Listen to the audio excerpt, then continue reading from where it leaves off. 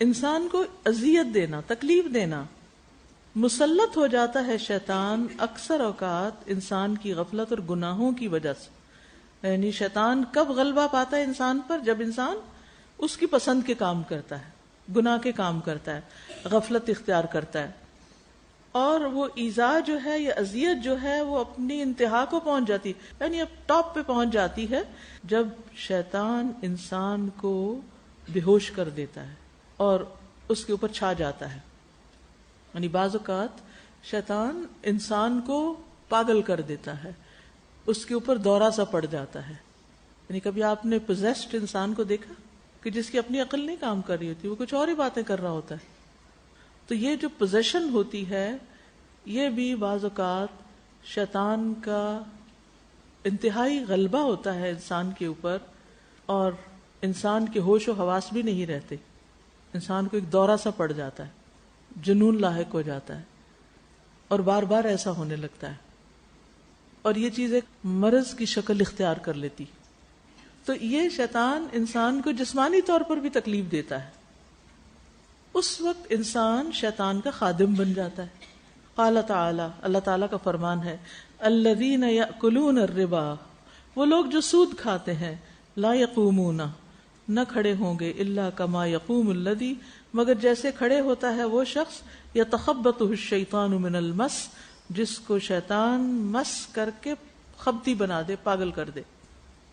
یعنی قیامت کے دن ایسے لوگ اسی قسم کی کنڈیشن میں اٹھیں گے جو دنیا میں سود کھاتے ہیں. ان سے تشبیہ کیوں دی گئی؟ مجنون لوگوں سے تشبیہ کیوں دی گئی؟ کیونکہ کوئی عقل مند انسان کسی کی ضرورت سے اس طرح فائدہ نہیں اٹھا سکتا کہ کوئی شخص بیمار ہو، تکلیف میں ہو، اور وہ قرض لے اور وہ اس سے واپس بڑھا چڑھا کے لے. ایسے انسان کی تو صدقات سے مدد کرنی چاہیے، نہ کہ اس کو قرض دے کر اس سے مزید وصول کیا جائے. شیطان انسان پر تسلط اختیار کر لیتا ہے، قابو پا لیتا ہے، تو وہ اس کے لیے امراض کا سبب بن جاتا ہے یا امراض پیدا کر دیتا ہے. شاید اللہ سبحانہ تعالیٰ کا جو فرمان ہے حضرت ایوب کے بارے میں، اس کا معنی بھی یہی ہے، وَاذْكُرْ عَبْدَنَا ایوب، ہمارے بندے ایوب کا ذکر کیجئے، یعنی کتاب میں. اذ نادى ربہ، جب اس نے اپنے رب کو پکارا، انی مسنی الشیطان بنصب وعذاب، کہ شیطان نے مجھے چھو لیا ہے تکلیف اور عذاب کے ساتھ یا بیماری کے ساتھ. یعنی مفہوم کی آیت کا، میری اس بیماری کا سبب شیطان کا مس ہے. یہ ایک بڑا اہم امپورٹنٹ سبجیکٹ ہے. اس آیت سے یہ بات سمجھ میں آتی ہے جو حضرت ایوب علیہ السلام نے اپنے رب کے سامنے ذکر کی کہ یہ جو بیماری مجھے اسکن ڈیزیز لاحق ہوئی ہے، مجھے اس کا سبب کیا سمجھ آتا ہے کہ یہ شیطانی وار ہے، مجھ پر شیطان کا حملہ ہے. اس سے یہ بات سمجھ میں آتی ہے کہ بعض بیماریاں ان کا سبب شیطانی حملے ہوتے ہیں، خصوصاً وہ بیماریاں جن کی کوئی ریزن، وجہ سمجھ ہی نہیں آتی، جن پہ کوئی فزیکل علاج، دوائی کام ہی نہیں کرتی. آپ دوا کھاتے رہتے کچھ فائدہ نہیں ہوتا، یا مرض کا سبب ہی سمجھیں. ڈاکٹرز بڑے بڑے سمجھدار، بڑے بڑے ایکسپرٹس اس معاملے میں بالکل ہینڈز اپ کر دیتے ہیں. وہ کہتے ہیں لا علاج ہے، لے جائیں مریض کو، اس کا علاج کوئی نہیں. حالانکہ حدیث میں کیا آتا ہے، ما انزل اللہ داء، کوئی بیماری اللہ نے ایسی نہیں اتاری، الا انزل لہ شفاء، مگر جس کے لیے شفا نہ اتری ہو.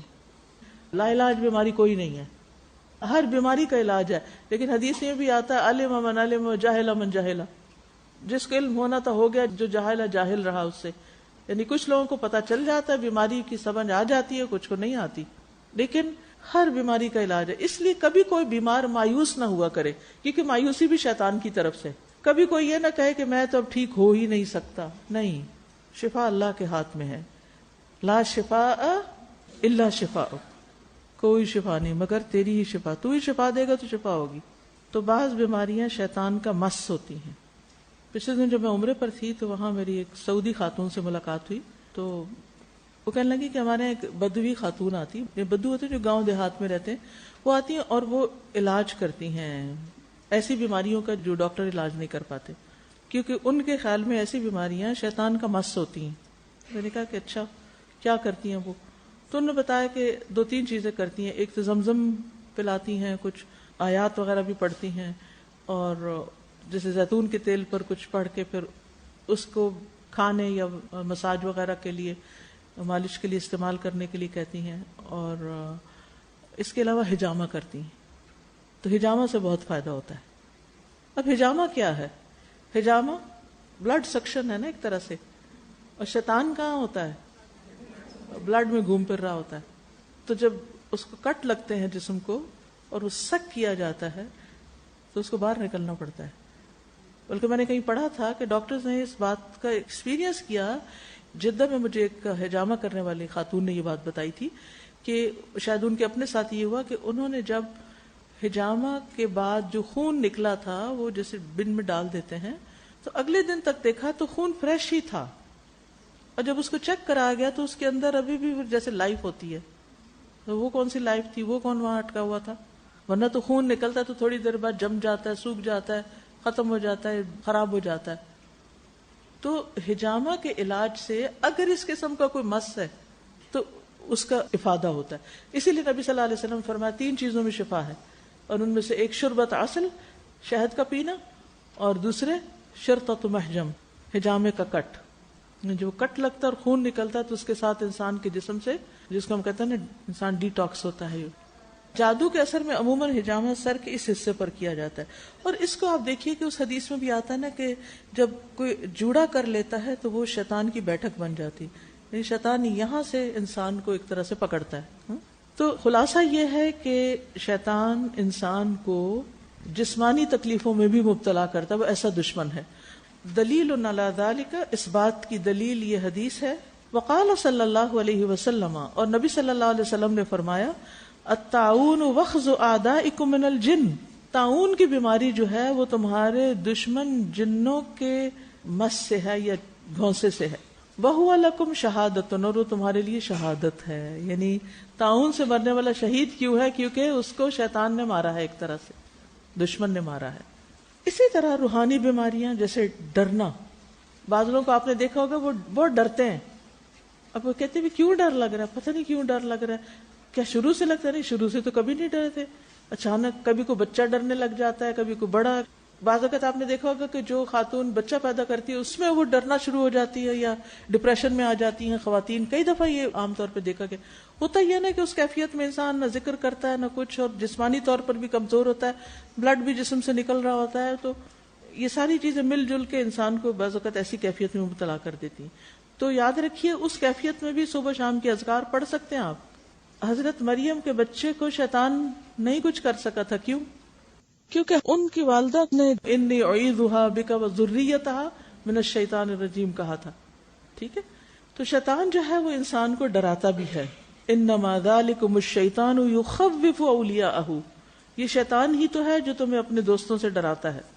پھر سرگوشی کے ذریعے غمگین کرتا ہے، انسان کو غم میں مبتلا کرتا ہے. اس لیے سرگوشیوں میں باتیں کرنا ناپسندیدہ ہے، اس سے شیطان بڑا خوش ہوتا ہے. یعنی کسی مجلس میں بیٹھ کے 2 لوگ چپ کے ایسے راز سے باتیں کرنے لگتے ہیں، بھلا بات کچھ بھی نہ ہو لیکن یہ چیز دوسروں کو تکلیف دیتی ہے، اور یہ بھی شیطان کا عملہ ہوتا ہے. تو انسان کو اگر ایسی کوئی بات کرنی پڑے تو اجازت لے کے کرے کہ میں ذرا ایک ضروری بات ہے میں ان سے کر رہی ہوں، آپ مائنڈ نہ کیجیے گا. ورنہ مجلس میں جہاں دوسرے لوگ ہوں چپ کے باتیں نہیں کرنی چاہیے. اگر کوئی دوسرا کر بھی رہا ہو تو آپ اس کو اونچی آواز میں جواب دیں تاکہ شیطان کا یہ حملہ ختم ہو. قرآن مجید میں آتا ہے انما النجوى من الشیطان، سرگوشی شیطان کی طرف سے ہوتی ہے. لیحزن الذین آمنوا، تاکہ ایمان والوں کو غمگین کرے. ولیس بضارهم شیئا الا باذن اللہ، حالانکہ وہ اللہ کے اذن کے بغیر ان کو کوئی نقصان نہیں دے سکتا. وعلی اللہ فلیتوکل المؤمنون، مومنوں کو اللہ پر توکل کرنا چاہیے. پھر یاد رکھیے ہولناک خوابوں کے ذریعے غمگین کرتا ہے، پریشان کرتا ہے، خوف زدہ کرتا ہے. عوف بن مالک سے روایت ہے نبی صلی اللہ علیہ وسلم نے فرمایا خواب 3 قسم کا ہوتا ہے. خواب 3 قسم کا ہوتا ہے. ایک شیطان کی طرف سے ہولناک اور ڈراؤنا خواب، تاکہ انسان رنجیدہ اور پریشان رہے. آپ سب نے ایکسپیرینس کیا ہوگا کہ کبھی کوئی ایسا خواب آ جاتا ہے کہ انسان سارا دن بیزار رہتا ہے، بار بار وہ خواب دماغ میں آتا ہے بار بار، اور انسان خوف میں مبتلا رہتا ہے، پتہ نہیں اب کیا مصیبت آنے والی. اور دوسرا، انسان جو کچھ سوچتا ہے دن میں وہ رات خواب میں نظر آتا ہے. تو بعض اوقات ہم اپنے بچوں کے فیوچر، ان کے امتحان، ان کے رشتے کے بارے میں پریشان ہوتے ہیں تو شیطان کو اور موقع ملتا ہے، کیونکہ وہ ہماری ویکنس ہو جاتے ہیں نا. تو شیطان خوابوں میں آ کے کہتا ہے وہ مرنے لگے ہیں، وہ ان کو یہ ہو گیا، وہ ہو گیا. کچھ نہیں ہوتا، ڈرا نہ کریں. لیکن کسی سے ذکر بھی نہیں کرنا. نبی صلی اللہ علیہ وسلم نے فرمایا اچھا خواب اللہ کی طرف سے ہے، برا خواب شیطان کی طرف سے ہے. اس لیے اگر کوئی برا اور ڈراؤنا خواب دیکھے تو بائیں طرف تھو تھو کر کے شیطان کے شر سے اللہ کی پناہ مانگے.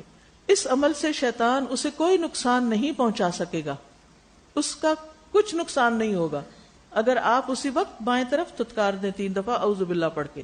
جابر کہتے ہیں کہ رسول اللہ صلی اللہ علیہ وسلم کو ایک اعرابی نے آ کر عرض کیا، میں نے خواب میں دیکھا میرا سر کاٹ دیا گیا اور میں اس کے پیچھے جاتا ہوں، سر کٹا ہوا اور میں اس کے پیچھے جا رہا ہوں. تو نبی صلی اللہ علیہ وسلم نے اس کو ڈانٹا اور فرمایا اپنے ساتھ شیطان کے کھیلنے کی خبر نہ دو، یہ شیطان تمہارے ساتھ کھیل رہا تھا، اس کو بیان نہ کرو. اور بہت سے لوگ مجلسوں میں بیٹھ کے خواب بیان کر رہے ہوتے ہیں، سب کو کہانیاں سنا رہے ہوتے ہیں، میں نے خواب میں یہ دیکھا، اور وہ عجیب و غریب باتیں. تو یہ بھی علم ہونا بے حد ضروری ہے کہ برا خواب آنے کے بعد کریں کیا. جیسے ہماری زندگی میں مسائل ہوتے ہیں نا، تو ایسے ہی برے خوابوں کے بارے میں بھی کسی کہتے پلیز ہمارا ایک خواب سن لیجئے اور ہمیں کوئی تعبیر بتا دیجئے، ہم بہت پریشان ہیں. کسی کو نہ بتائیں، آپ کو اللہ تعالیٰ نے خود ہی بتا دیا ہے وحی کے ذریعے نبی صلی اللہ علیہ وسلم کے حوالے سے کہ بس 3 دفعہ شیطان کو تھتکارو، ادھر قلب کی طرف سائڈ بدل لو، سو جاؤ، منہ سے نہ نکالو، کیونکہ جب منہ سے نکالو گے شیطان خوش ہوگا، جو آگے سننے والا ہے جو اس نے تعبیر کر دی وہ واقع ہو جائے گی. پھر اسی طرح یہ ہے کہ جسمانی تکلیفوں میں مبتلا کرنا اور بعض اوقات اچانک کہیں درد ہو جانا. تو نبی صلی اللہ علیہ وسلم نے ایک صحابی کو جن کی آنکھ میں تکلیف تھی تو آپ نے ان کو سکھایا کہ تم اس کے لیے اپنی آنکھ میں پانی کا چھینٹا ڈالو اور یہ کہو اذهب البأس رب الناس واشف انت الشافی لا شفاء الا شفاؤک شفاء لا یغادر سقما. ٹھیک ہے، سنن ابن ماجہ کی روایت ہے. اور اس کی وجہ یہ ہے کہ بعض اوقات کوئی تکلیف اچانک ہوتی ہے تو ہمیں سمجھ نہیں آتی ہم کیا کریں.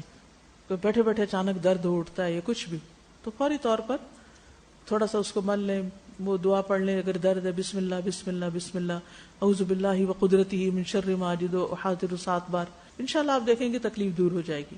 یا پھر یہ دعا پڑھ لیں اذهب البأس رب الناس. ٹھیک ہے، لیکن یہ آنی چاہیے آپ. اسی طرح شیاطین جادو میں بھی استعمال ہوتے ہیں. جو لوگ جادو کرتے ہیں دوسروں پر وہ شیطانوں کے ذریعے کرتے ہیں، جنوں کے ذریعے کرتے ہیں، اور وہ جادو سکھاتے بھی ہیں. وَلَكِنَّ الشَّيَاطِينَ كَفَرُوا، کیا کرتے تھے؟ يُعَلِّمُونَ النَّاسَ السِّحْرَ، وہ لوگوں کو جادو سکھاتے تھے. کبھی جنون میں مبتلا کرتے ہیں. نبی صلی اللہ علیہ وسلم نے فرمایا یہ دعا کیا کرو اللہم انی اعوذ بک من الشیطان الرجیم من ہمزہ ونفخہ ونفثہ، کیونکہ شیطان ان سب طریقوں سے انسان کو تکلیف دیتا ہے. کبھی گھروں میں آگ لگواتا ہے. آپ نے فرمایا کہ جب سونے لگو تو چراغ بجھا دیا کرو، آگ بجھا کے سو، کیونکہ شیطان چوہیا جیسی چیزوں کو ایسی باتیں سجھاتا ہے اور تم کو جلا دیتی.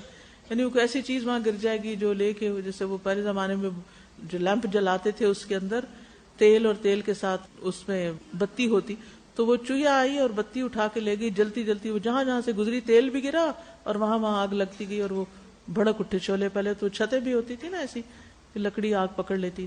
تو ان سب چیزوں سے بچنے کے لیے اللہ کا ذکر ہی ایسا قلعہ ہے جس میں انسان محفوظ ہو جاتا ہے. ٹھیک ہے، آج کے دور میں شارٹ سرکٹ ہو جاتے ہیں بعض اوقات.